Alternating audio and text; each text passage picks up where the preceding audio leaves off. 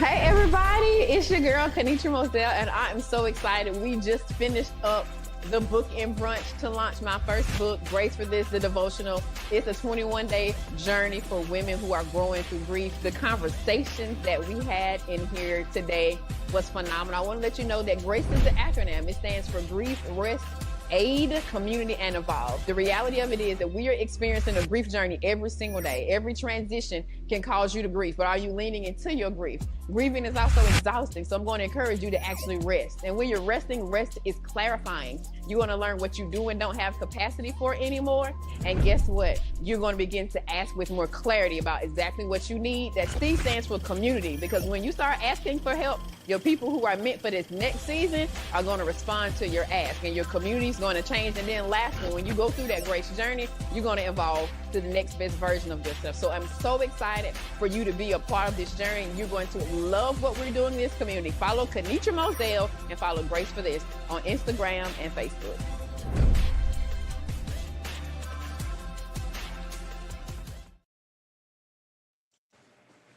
What's good? What's good, everybody? Look, not y'all done pulled up in the comments. Y'all know what's about to go down.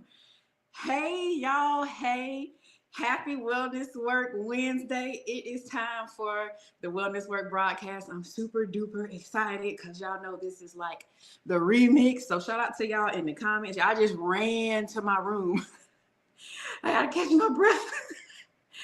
Because I needed my phone so we can tag everybody in, right? So we got a really amazing guest who is not even a guest at all. She is family. So like, let's not even play the game. Go ahead and invite somebody to get over here. Y'all snowed in anyway. You in the house anyway. Stop playing. Go get your coffee, because she is Miss Coffee and Conversations anyway. I'm going to go ahead and pin that right quick. She is Miss Coffee and Conversations anyway. So yes, go ahead and handle what you need to handle. I'm going to give you some grace time to handle what you need to handle, because it's the Wellness Work broadcast, and Coach K on with Coach Q today, right? We ready. I see you, Queen. I see Vanessa, Dr. Mason in the comments. He came in here, showed out last week. So, yeah, I see that all the homies, all the GFT growing through grief, wellness work, doing family is in the building, right? Look, I have made my first share. I'm going to do my diligence. GFT crew, y'all make sure that it's shared inside of the community for all of our folks. And then I'm going to do this tag right here, and we're going to get into the things today. Right? So I have done my diligence. Hey, Alana. Hey, girl. Hey. Let me move these comments over here so I can see them. What's good, y'all? So everybody is coming in. Happy Wednesday.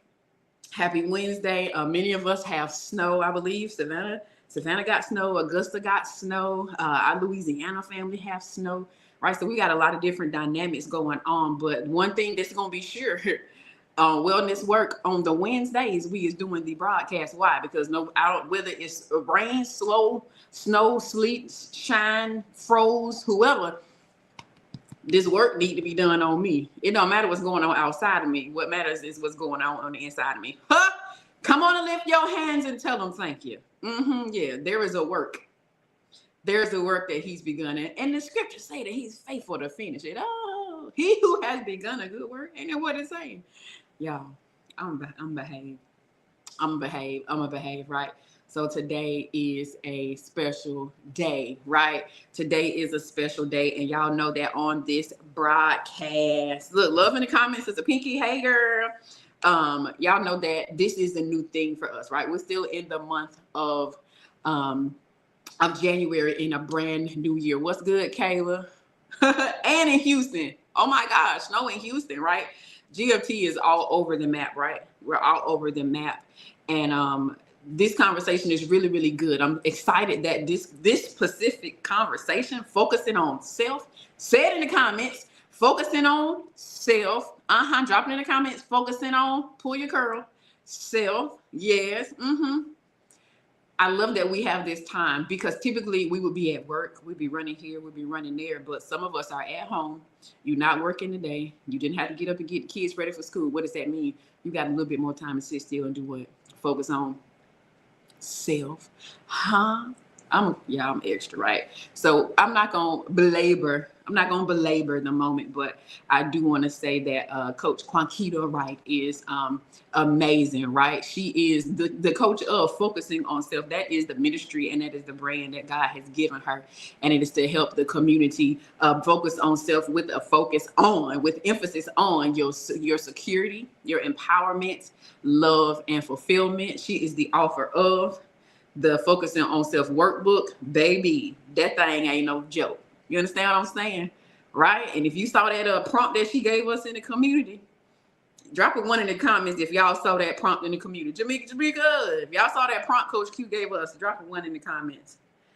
Yeah, Coach Q, make sure we get that work done. So without further ado, I'm gonna bring our sis, a good sis, to the stage. Welcoming our very, very own Coach Qwanquita. Coach Q. Welcome to the stage, Coach Q. Hey, So silly. So silly. Yes, y'all. Coach Q, I got a question before I get you to introduce yourself. Okay. Where you get these prompts from? Oh man. I wish I had a great answer, but I think most of them just kind of come to me in my quiet time. I read the one today and was like, I had to take a few deep breaths. I was like, I'm not sure where that came from, but that's a lot to respond to.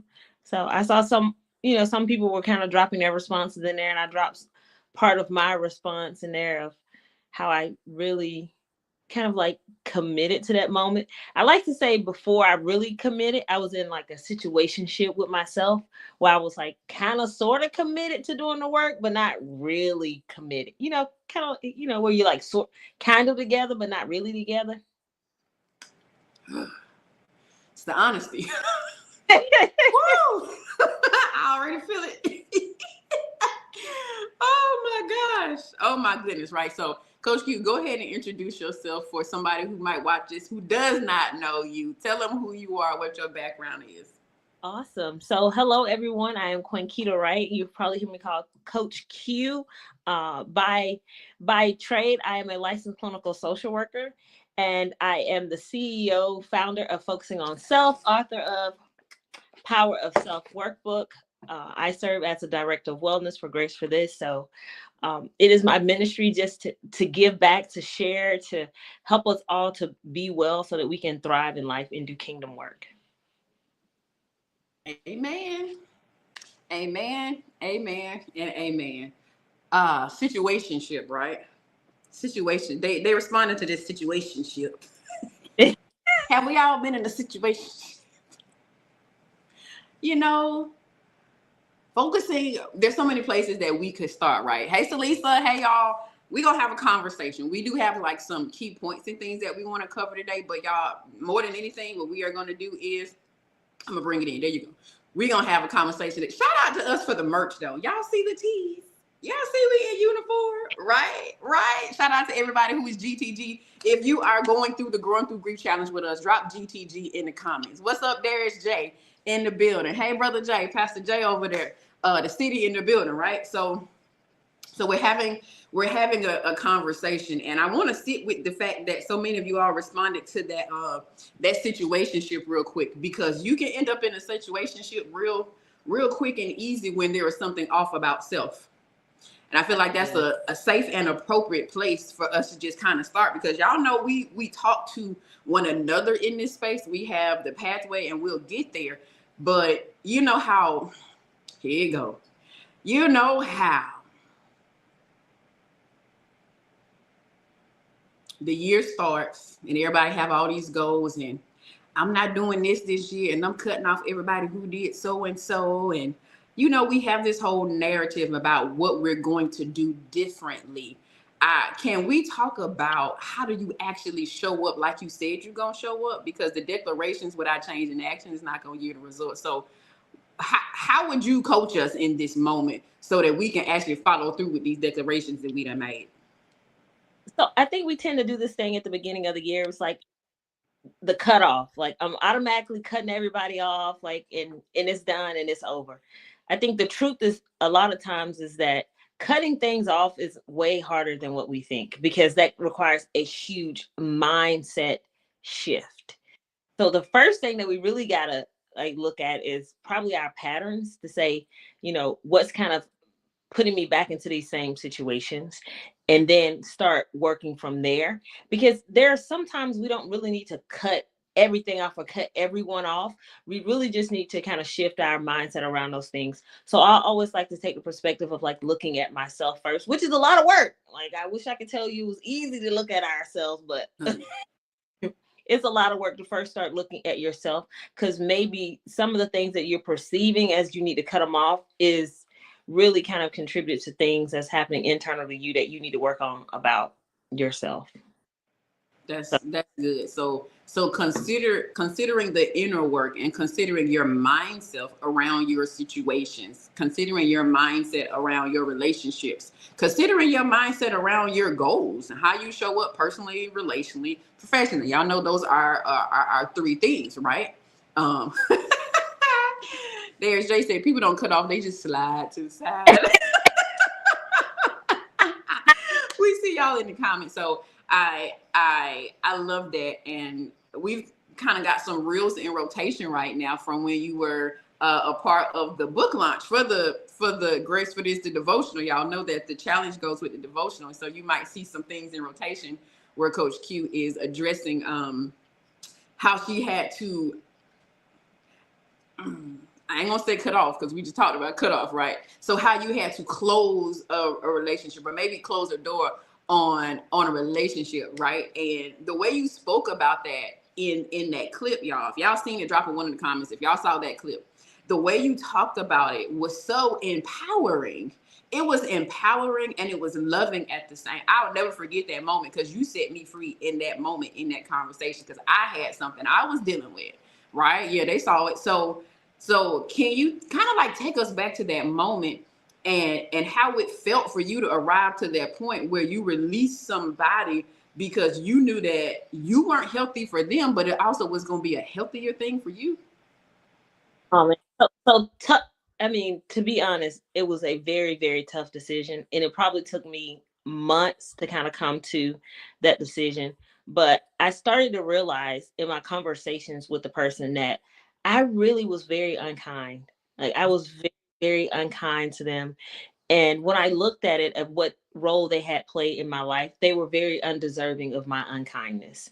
And so I did not know a way to really get there besides to kind of temporarily close the door, because me and that person are in communication now, but it's a much healthier relationship and conversation. But I didn't know of any other way, and I kind of sat with it for a very long time, and God really showed me myself in the situation, because I went to God asking him to show me the other person, right? But God showed me myself in that situation, and that's how I was like, I'm really not being true to who I am as a person, because I have so much built up resentment toward that person, and I'm harboring so many things in my heart. And so I had to do the hard work, which is the heart work. And so that was a conversation that I had to have with that person, which means I had to be very, very vulnerable. And I wasn't mean about it. And I said to them, I have been unkind to you, and I don't know any way to be kind to you besides for us to kind of temporarily close this door so I can work through some things in my life, and maybe you can work through some things in your life. And if it's meant to be, this will naturally reform as a healthier friendship than what it is right now. But God had to help me myself. That's so good. Like, I feel tears in my head right now, because I'll say we, and y'all let me know if y'all agree in the comments, and I'll circle back and kind of pin some of those. Just because the door has to close doesn't mean you don't feel the weight of that door closing. Like, I still know what it feels like and what it felt like when I had to arrive to a place with some relationships in my life. And so it's not easy. It's not easy at all. But when you do the work, do the hard work. When you do the hard work, it helps you to do the hard work, because the heart behind it is what carries the weight. What is your creating me a clean heart and renew within me a right spirit? Those things go hand in hand. And if we're going to worship the Lord, Jamaica got into that week before last, we got to do that spirit and in truth. So there's so many things that are just very clarifying about what it looks like for us to do the work. And it all centers back on what? Focusing on self. We have to really be honest and look at ourselves. So thank you for that. I'm gonna jump in the comments and pin some of the crew because you know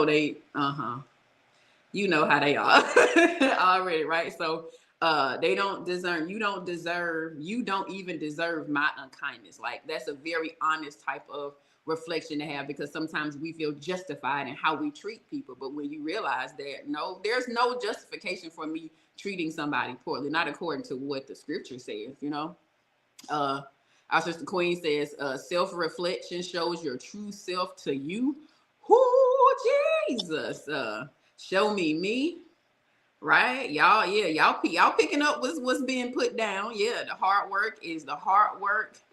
And the honesty is big respected. Let's see what the men folks saying, because the brother said holding folks hostage in our heart of hearts. That's good. Ooh. Ooh. How long we been on here? It's only been 17 minutes. It's only been 17 minutes. Go ahead. That I blaming people for how I was showing up. It's like, okay, well, because you did this to me, almost like they gave me permission to now be unkind or impatient or, unloving toward you. I had to stop blaming other people for how I was showing up and take accountability of the stuff that I really needed to do. And if I'm being completely transparent, a lot of my responses was because I had felt so insecure in that relationship and so insecure with myself about so many different things. And so I could not truly grow or operate, live out kindness or show that person kindness, because I was just carrying so much stuff, just so much stuff. So I had to unpack it, which means I really had to not cut them off, right? Because I think cut off mean like we ain't never talking no more. But I felt like that person, what the person had been in my life, they were deserving of a true, transparent conversation about what was happening and why I needed to make that decision. And they definitely respected that. I think we both left, respecting what the other person stood, definitely hurt by it, because it's years of a friendship, definitely hurt by it. But it allowed both of us to do true work and unpack some stuff in our own lives. That's good. That's good. I am appreciative of the transparency around that, because Dr. Mason said something about us being honest around the nostalgia. Some of us have nostalgia in relationships, and the thing that is nostalgic to us is something that has been absent for a long time. And so sometimes we don't care for ourselves well, because the memory of an old thing keeps us anchored to the past in the present. I'm trying to form words, right? And so you steal your future from yourself because of the hopes of a past thing moving forward with you when it's already decided to opt out, right? And so what does it look like for us to be honest with ourselves and take good care of ourselves so that we can really attain what the next thing is, right? You got to grieve the old thing. I think Sister Jamaica said that. She said you got to grieve the old relationship. It's never going to be the same again. And that is your own personal work, right? Oh, Lord. We do a growing through grief challenge pretty much every quarter now. So we're not just grieving the loss of a loved one. We're not grieving somebody dying. We are grieving expectations, unmet expectations. We are grieving relationships. We are grieving what your career was supposed to look like. You're grieving relationship dynamics, marriages. Like there's so many different things that we can grieve. So can you share? Ooh, this can go so many ways. So I'll tell you what the question is. Let's kind of talk about one of the grieves that you had to grow through. And I know you can talk about the loss of the loved one, and you can talk about other different grieves, but I'll yield to you for that, because the Lord will lead you on, which grief to spotlight. So how do you feel that to answer that one? talk about the loss of identity, I think I formed this narrative in my head or who I should be that also be kind of connected to who my family and friends thought I should be.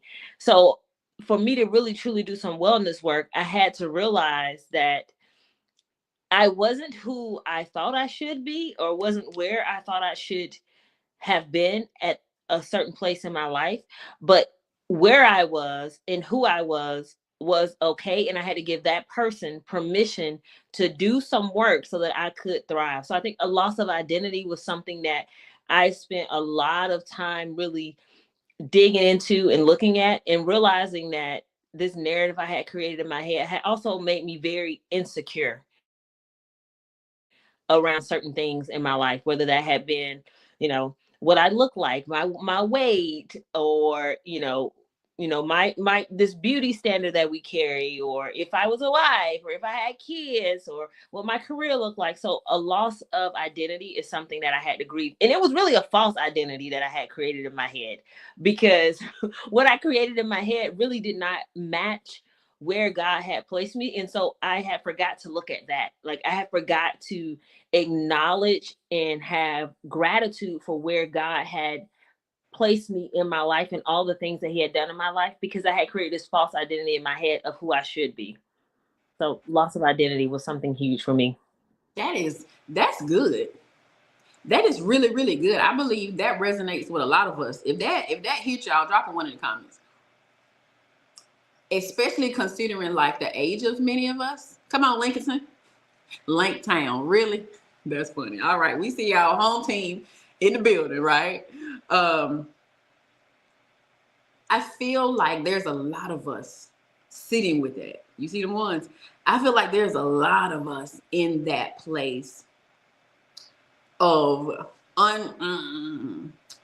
don't know if I want to say unlocking or uncommitting or unlearning. Like, we can anchor ourselves to a specific thing supposing to be a way, and then it's not anymore. And so you're in this whirlwind of every possible option at the same time, when I'm just angry at the fact that the one that I was committed to all this time is not the one. That is a lot to process. You are grieving. You are overwhelmed. You are denial, anger, bargaining, depression, acceptance. You're going through all of those stages at the same time while actually becoming, right? The part about it that I love the most, hey, Jesus, the part about it that I love the most is when you do it with God, you grow through it. Oh, yeah, definitely. It'll knock you off your horse. That is perfectly fine. But when you get back up, it's a whole different situation. You're a whole nother person. And so what we invite people to do inside of the space is what her shirt says, literally grieve, grow, and go. Like, it's honestly like a mindset shift. And I feel like it's a lifestyle. Yes, definitely. It needs to be a lifestyle, because life is going to keep lifing, but how you respond to it is what impacts your trajectory. Like what they say, your life is the sum of your decisions. It's like the percentage of what happens to you, and then there's a percentage of how you respond to it. And I believe that to be very true. But if you are not well, if you are not caring for yourself, you will make decisions from the wrong place, and it'll get you in some wrong places. Right? So the focusing on self is big. I want to invite you, before I go there, you got any responses? So out of the grieve, grow, and go, I would say the most difficult part for me was grieving, because I really didn't know how to grieve. Like, how do you grieve this identity about yourself that never really existed, that you created in your head? And you created it really based on, other people's narratives about you, other people's comments, society's view of you. How do you really grieve that? Like, we know how to sometimes move through grieving something that did exist in our life, but how do I grieve something that didn't exist in my life? I really didn't know how to really do that. And I know some people are like, well, you're a therapist, you should know. Well, that doesn't mean anything, right? That doesn't mean I had the tools to really navigate that in my own life. And so for me, how I really grieved that and navigated was I did a lot of journaling, right? I did a lot of journaling. I did a lot of crying, right? I spent a lot of time in the gym, right? I spent, a lot of time at the altar, whether it's like at my house in my own private space, because I knew that I needed to grieve so many things in my life so that I really could grow and then I really could go. And community was a huge part of that, of really sharing stories where I'm like, wow, I'm not like out here on my own. Like, this is a real thing.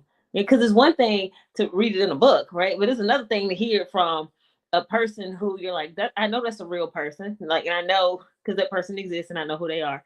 And so I just had to be transparent about, I really didn't have the tools at that time to really grieve this identity that I had created in my own head. So thank God for community, and definitely thank God for deliverance, a um, great shepherds, just all of those things that really helped me move through that grieving stage.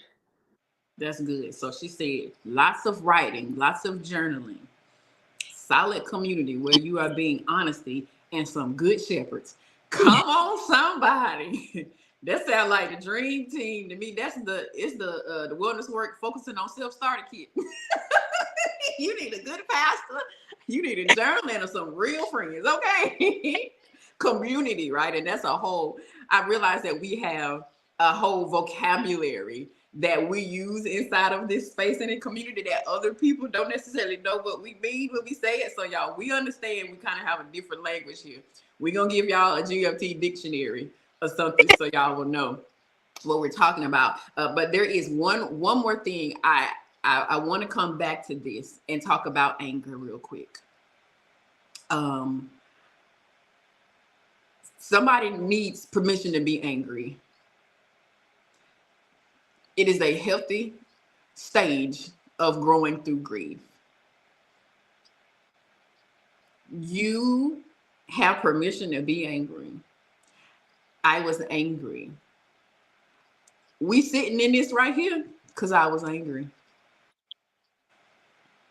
Jeez, I was upset because I did not have wellness skills as a 36-year-old person with multiple degrees, a husband coming from a beautiful family, grew up in church my whole life, and I don't have no wellness skills. I felt like there was an injustice that had been done unto me.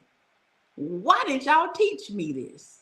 I like that, Dr. Mason. He said the cheat sheet, right? And so a part of my grieving journey was being angry about the fact that I wasn't equipped. Ooh. I've been an overachiever all my life. So then what happens when you get to a moment that you actually not equipped for? Like, can you really be ready for everything? Not necessarily, but there's certain things you would like to know. So I was angry about the fact that I didn't have wellness skills. Who do that? Me. Well, you see what happened, right? Well, clearly I need to build something because we need these skills and I ain't have them and I don't want nobody else out here without them. So, hey, GFT, hey, wellness work, hey, personally, relationally, professionally, I was angry. But look what happened. I was honest with God about my anger. So I want somebody here. You feel like you trying to talk yourself out of being angry? No, ma'am. No, sir. Be mad. Talk to the Lord exactly about what you're angry about, because it'll position you to grow through it. You'll go to a specific place and then you can build something that impacts somebody else, right? So I just felt like somebody needed permission to be angry. This might be new to you and you feel bad for being mad. Don't. Yeah. Deep breath. About us really not talking ourselves out of what emotion we're experiencing. I think that is important, that we acknowledge, like I'm angry about this. Yeah, I'm hurt. But what's on the side is like we have to just watch our behavioral responses to that emotion. Because it is okay to be angry, sad, frustrated, irritated, all of those things. But what do you do with that? Because that's what's also important. And for myself, I realized I was doing the wrong thing with it. So I was angry, and yes, I could be angry, but the anger been up resentment and bitterness in my heart. And then my response was just being unkind. And so acknowledge the emotion, don't run from it, but also what you do with it. That's going to be important. That's good. That's good, Coach. Y'all see my mama in the comments talking about she be mean to me. I'm working on. Y'all know these parent dynamics and grief challenges, and when you see the best and the worst of yourselves, like somebody got to be responsible, right? And that's real though. We want somebody to be responsible for why we having a hard time. So I apologize, mother. I have pointed fingers and not pointed fingers at the same time. But keep communicating with me. And Coach Q gonna get me together. We gonna grieve, heal, and build together in community. Right? So focusing on self, right? So I want to talk, I want to Coach Q to talk about these things, right? Because y'all know this is a collaborative space, right? And one of the things that is true about the Wellness Work broadcast is that I'm bringing on therapists, builders, businesses, and brands that have are making an impact through wellness-based initiatives, right? So if you see somebody on this stage, honey, they grieving, healing, and building. Period. They're in the process of launching or building something that is a result of them doing some hard work, right? And so Coach Q is getting ready for an event on this weekend, right? And we are so excited. We will be in Savannah, Georgia. A public service announcement. GFT, we're wearing purple.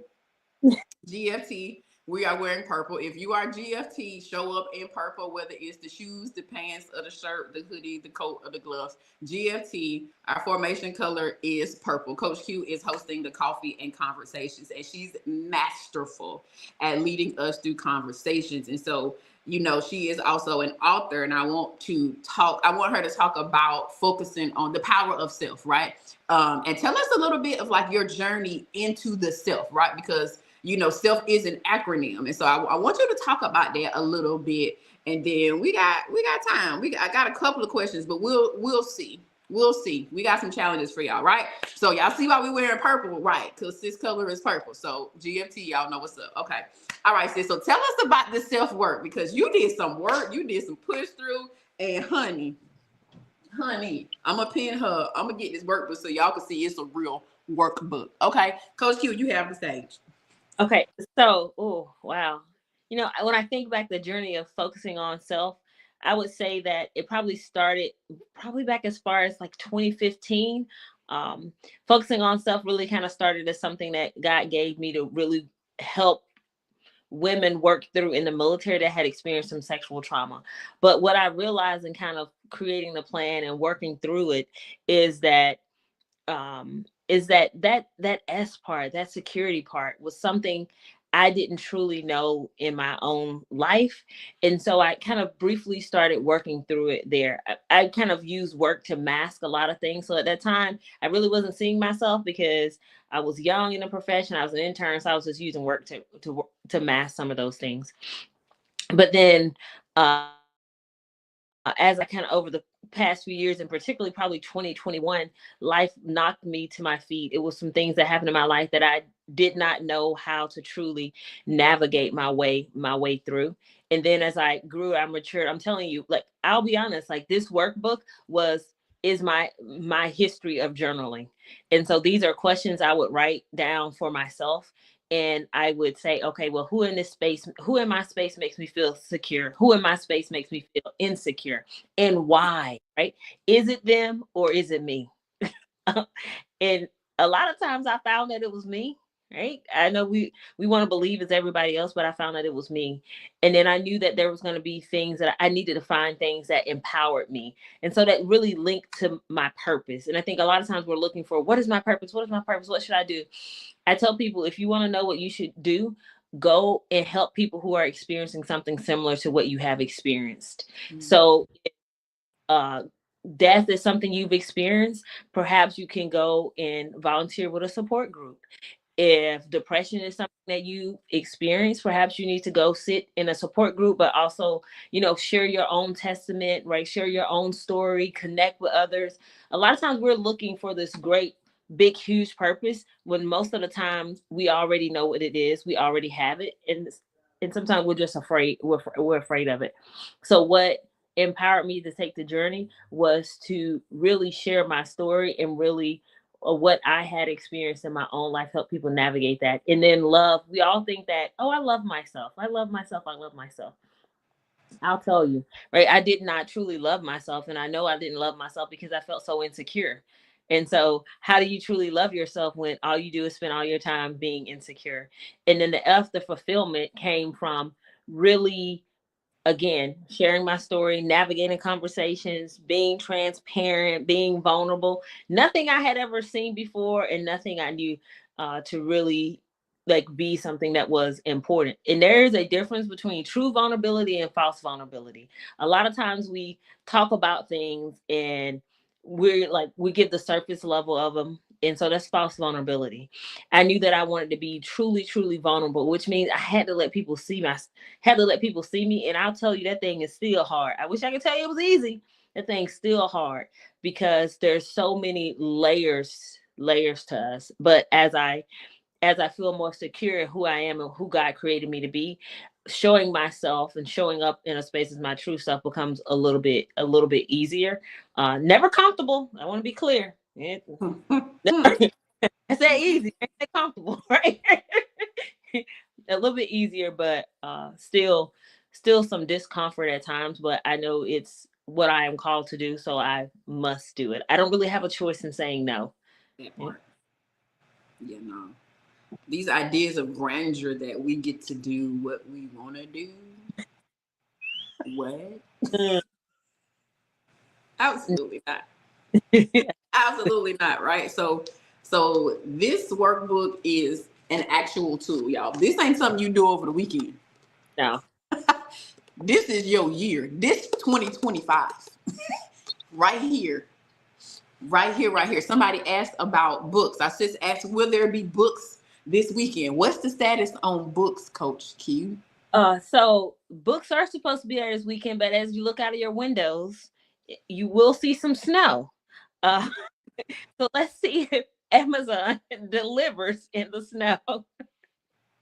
So the weather has kept those on backlog. They're supposed to be here, but different weather across the country. But if you order them, then I will ship them to. I will get them shipped to you before I fly out to Korea. But I will get those. I will make sure you get those. And just a little bit about the workbook. I think a lot of times we get something, and even for myself, I had to learn this. Like I bought so many. I bought so many books. Okay, I got all kind of books. And what I realized is like I could commit to that thing for like maybe like 1 or 2 weeks, right? I could commit to it. Oh, I can do this. I can do this. Okay, then and it's like, nah, I don't want to do it. But true wellness work is it's consistency. And so I try to tell people maybe you don't need to do it every day. Maybe you need to just create it as a pattern in your life, like every other day that I do it, with the intent to eventually get to complete it. But it's a journey. Sometimes we get things and we're like, okay, well, I got to complete this, and so it becomes a task and less about how it's going to impact me and how it's going to change me. And so the workbook is meant to be a journey that you take through your own life, to see your own life and see yourself. And so therefore that makes it a process, right? It may take you a year to do, right? It may take you a year and a half. But again, when you're working on yourself, you don't just get to be like, well, in 3 months, I'm going to be like totally different. Like that's not how it works, because in 3 months, you may have changed one thing about yourself. And then before you know it, it's like this other thing that come up for you. And you're like, well, didn't I work on that? Why is this coming up? Because you wasn't prepared to see that other thing yet. Now you're prepared to see that other thing and work on that other thing. And so that's the point of it. So we have to be very careful. Like even I'm working through my own workbook, and I tell you, I'm like, girl, why you wrote that question? Nobody want to answer that question. Um, so it's a little challenging, y'all. It's a little challenging. Even for myself, I'm like, oh, that's not a good question. That's so real. Just take your time. Hmm. I I want to pin this question, and I believe you're the perfect. Ooh, okay, that's perfect. So I'm gonna pin you, Queen. She said, to be honest, I'm scared of that self journey. And one of the questions that I had written down for us to hit was, why do we avoid ourselves? Let's unpack that. Why do we avoid ourselves? Because in the self journey, you're only going to see you. What is it that we're afraid to see? I mean, if I'm being honest, a lot of times it's easier to place blame somewhere else, right? To say that it's everyone else's fault. So then they are left with kind of how they respond to emotions. A lot of times we don't want to see ourselves because it means we got to see something that's uncomfortable. And who out here is truly trying to be uncomfortable? Like, no one's trying to be uncomfortable. Like, we all want to live this comfortable life, no challenges, no true obstacles. But that's not what helps us grow and mature. That's what keeps us stuck and stagnant, is that we don't see ourselves. And I said, it is okay to have a little fear, have some fear about doing something that is new and doing something that is uncomfortable. But don't let that fear keep you stuck and trapped. And so, which means 5 years from now, we're still looking at the same thing, like, and talking about the same thing. Our talks should be different. And there should be, because we see ourselves, there should eventually be this change, this evolution that happens where even people oftentimes don't recognize this new version of ourselves, and neither do we. But God knows this is the version of us that is needed in this season and in the next. And so it is okay to fear doing something that is new, but don't let fear keep you stuck and stagnant forever. Because we've all done things where we got like a little fear about it, where we're like, I don't know, I ain't got all the details. Especially if God done told you to do something and you like, yeah, okay, I'll do that, but can you tell me what come after that? And some, like, if God showed us what came after something, we would never make a step. We would probably never think about it, Kanisha. If God would have showed you that you doing this is going to be a whole community, it's going to, you probably would not have made the first step, right? Even for myself, if God would say, "Oh, you're gonna have to truly be honest. People gonna have to see you," I'd have been like, "Nah, I'm good over here. Like, I'm good putting these books back in my closet." Right, these books. I remember you talked about a box. It was a trunk. You gave an example of a trunk, I think it was maybe our first GTG graduation. And you talked about how we put things in this trunk and we don't want to unpack that trunk. That was it was a really powerful example. And I see that us unpacking certain things at a specific time empowers who we're supposed to be in the present, right? And so when you don't want to do a specific thing, also remember that God would not be applying pressure for you to pull something out of you if it was not pertinent for this version of you to be in the present time. So we're not being picked on, but there's a part of you that was really meant for now. Ooh, it's time for this specific part of you to show up. 2025 been waiting on you, and it's the you that's honest and can have these certain conversations, and that is more confident, that is not ashamed of expressing emotion, not ashamed of telling that story. The fact that you can tell the story means that you still here. Come on here. Millions didn't make it. Come on. Some folks planning funerals right now. Right now. So the fact that you are here and you have the opportunity to process another level of life with God. Remember, you're not doing it by yourself. You are doing this in partnership with God. So don't close him out. Welcome him in closer and closer and closer. Yeah. Y'all need comments. Came to my mind. You know how we all have maybe a drawer or a closet in our house that we just like put stuff in, right? And we put stuff in because we're gonna come back to it, and then we forget about it. We forget it even exists. And then one that's like, we're like, I'm gonna organize, I'm gonna declutter my whole house. And you've got to open that drawer, you've got to open that closet. And you're reminded of all the things that are in there that you thought you needed, but you didn't need. That's how the journey goes. It's like when we're just packing some, just stuffing it in. Once we start to unpack it, we'll realize some of the stuff that we were holding on to in that space, in our hearts, our minds, we really didn't need it, right? It really didn't serve a purpose in our lives. So that's the benefit of like opening that drawer, opening up that closet where you stored everything and starting to declutter, to unpack it. And it creates this clarity in your life. So now you get rid of all the stuff that you didn't need. And now you're like, you know what? These are the things that I really need, that I can really use. things. A lot of times we're just carrying things that we really don't need, that don't serve a purpose in our life. Whether that's we're still anchored so much to our past experiences, and working through the past can be very different. But the way that we carry the past is what's important, right? So carry the past. I can't carry what happened to me 10 years ago the same way that I carried it when it happened. At some point, I've got to look at it. I got to unpack it. I got to decolor these thoughts and emotions and narratives around it. And sometimes that may take you sitting in somebody's chair. Maybe you can do some of it on your own, but sometimes it takes you laying on the couch, sitting in someone's chair, whatever it is, sitting with a professional to really work through those things. But the first thing that we've got to do is put our hand on the drawer and pull it open. Put our hand on the doorknob and open it. That's the first step that we've got to be doing. So the first thing that the journey requires is a willingness. It's the first thing that it requires. That's so good. I love that we answering questions that haven't been asked. The next thing I was gonna ask was, what's the first step to start focusing on self? Put your hand on that drawer and pull it out. That's so good. That's so good. I saw a room. Like, you have this room in your house and everything goes in that room and you close that door. And then you talk about the room like it's something wrong with the room. It's just the things that you put in there and shut in that room. When you go and you begin to start taking those things, like, oh, this is a nice room. Oh, this a big room. Oh, this is a pretty window. Oh, the light shines great in this room when you declutter it. Yeah, when you declutter other stuff out of it. We got real estate. Look, so Celeste, you do real estate. What's that? You do travel. People who do real estate, you gonna sell a house, empty out them rooms. How you gonna sell a cluttered house? How you gonna invite somebody into a space? Some of us out here believing God for the next, and you ain't uncluttered right now. That's good. That's good.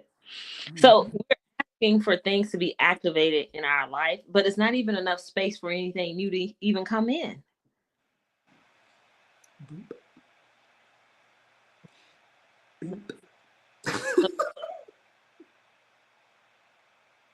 We in their houses, they say.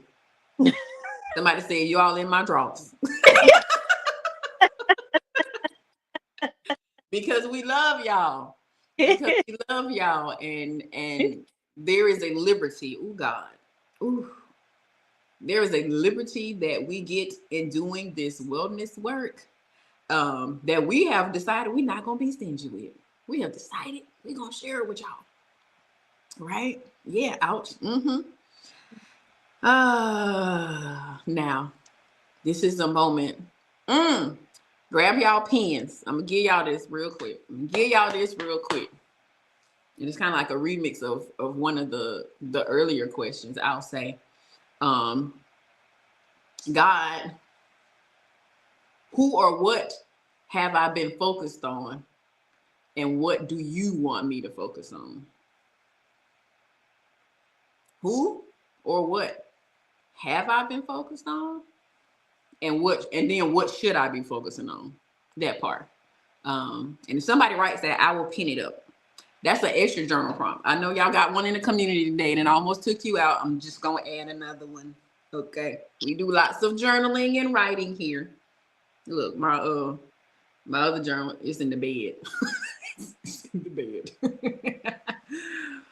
Woo! All right. Everybody take a good deep breath. God, who or what have I been focusing on? And now what do I need to be focusing on? I probably have changed it, but y'all get the gist of it. I will pin it for whoever wrote that thing down. I will say this. Sometimes the best way to identify how to move forward is to realize the thing that you've been holding on to and that you need to release. So if you don't identify the thing that is no longer healthy, then you'll keep running back to it and you'll excuse it. So let's put a spotlight on that thing so we can stop running back to it. Put a big red flag on it. Big red flag. That just made me think of something that God gave me earlier this week for myself. Right? And I like to tell people before I show up in a space, God always be like, Compton style of me. Is what I like to say. He likes the Compton style me. And so he said to me about basically my distractions, right? Of Mm-hmm. what are distractions, and you need to make sure that you discern, right, your distractions. You need to Mm-hmm. have an idea of what those are. And a lot of times we are distracted by so many other things in life that really keeps us from working on ourselves, because if we're not careful, people around us will tell us that we're good. I'm sure nobody ever told me that I wasn't good, right? Not for real. They probably said it behind closed doors, or maybe they said it in a way that I really couldn't receive it. But there was no true conversation about, like, you really ain't kind, girl. You kind of like, you a little mean, like, no, no, no. And so a lot of times people around us could be enabling us to also not truly start the work. And we have to be able to discern that, right? Who is also allowing us to remain the same and not challenging us to change, to grow, to mature. If you are the same, if you are right now than you was 5 years ago, then that's the problem. Because if you think about it, we don't weigh the same weight we weighed 5 years ago. So why everything else supposed to be the same? We're supposed to grow, mature, right? Move through different experiences and challenges and all of those things in life. But someone has to challenge us to do that. Someone's got to nudge us sometimes, because we may be like halfway committed. Like, yeah, okay, I'm gonna do that. Like, okay, I'm kind of sort of do it, but I ain't really gonna do it. Somebody's got to push us sometimes.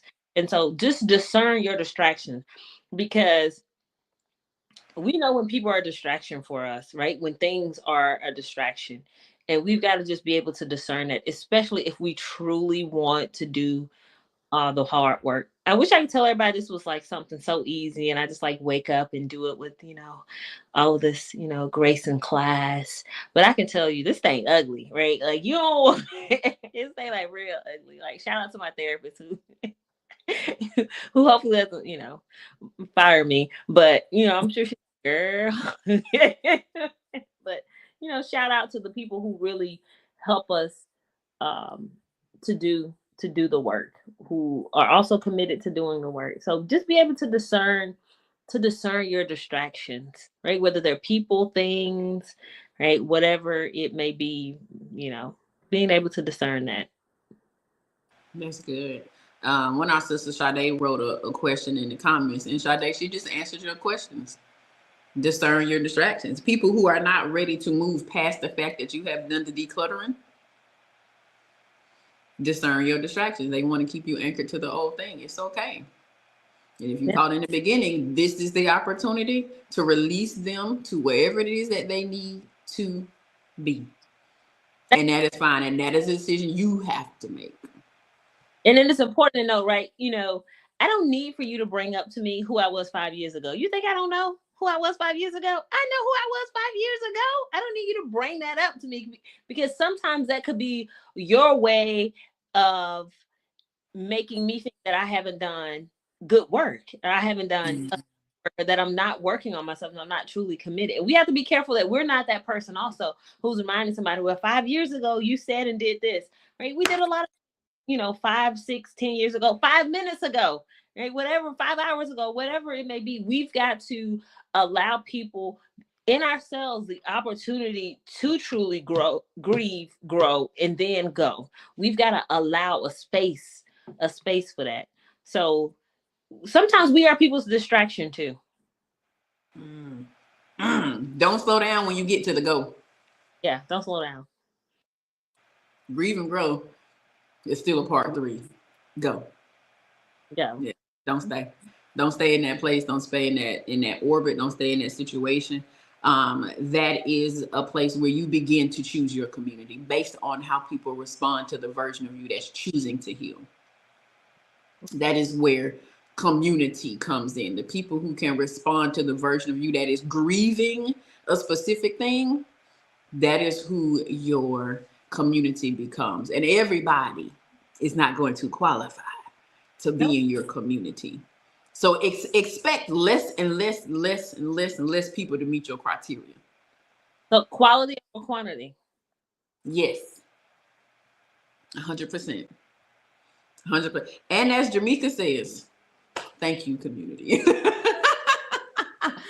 Oh, that is so good. That is so good. Y'all, we did good. It's 56. Yay! We did good. We try to do it, just right at the hour. So thank you so much, Coach Q. If y'all have been blessed by this conversation and you're going to share it with somebody, drop a 1 in the comments. Don't put no 1 if you're not sharing it with nobody. You can just say thank you. But if you were blessed by it and you're going to share this with somebody on Facebook or either the YouTube link, either or, I want you to drop a 1 in the comments. I want to remind y'all that we will be in Savannah this weekend. But before I tell you that, Coach Q is an author, baby. Y'all seen this workbook. Look, you can, if they don't make it to us this weekend, you can still get it at Amazon or Barnes and Nobles. All right. So no excuses. Get the workbook, whether you get it this weekend live and get it autographed at the Coffee and Conversations. Y'all see, I had my mug. Coach Q talked about me bad last time she was here. So now I show up with my coffee, right? And so we are going to be at the KB Cafe in Oglethorpe Mall in Savannah, Georgia. Y'all be there at 10:15. Look, we start at 10:30. Be there because y'all know we got to hug, we got to cry tears and love on each other and all of the things. What color are we wearing? We wearing purple. I want to see it in the comments. Y'all drop some purple heart. I know y'all know we real pink and we real hunter green, but it's Coach Q weekend, so we going purple. All right, y'all drop some purple hearts in there. This your family, right? Lewis Ferguson Harris. That's your people, ain't it? That's my aunt. Come on, Auntie. Look, family in the building. Shout out to y'all. Lincoln. Did I say it right? Lincoln. Lincoln. Lincoln. If I say Lincolnton, they look at me strange, right? Let's pin these purple hearts up here, right, y'all? So I pray that y'all have been blessed. I do want to invite y'all. If y'all want to get connected with us, if you ready to do the work together in community, GFT is absolutely waiting on you to join us. We would be excited to have you so that you can be loved, you can be supported, that you can have a safe space. We committed to this thing. Like, we are committed to having the hard conversations, and we know that is a challenging thing. And so we're making this, space available to you. Right. So, I'm going to go ahead. Look, I'm sitting here pinning the purple hearts. I'm like, Nitra, go pin the other thing so they can get this number, girl. I'm pinning the purple hearts though, honey. It's Coach Q weekend, period, right? You can text Journey. You can text Journey to the number that is on the screen there. You'll get a link and you'll get a couple of emails. It'll tell you who we are. It'll tell you about the book. It'll tell you about the journey. And if you feel like this is the thing for you, you will be invited and you can join the community. But it's a decision. Don't play with it. It is a decision to choose community. And based off of this conversation that we have had today, y'all know what it looked like, okay?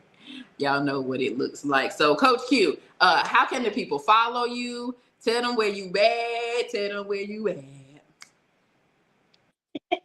So you can find me on Facebook on Focusing on Self and Instagram on Focusing on Self. I also have a website that's under construction at focusingonself.net.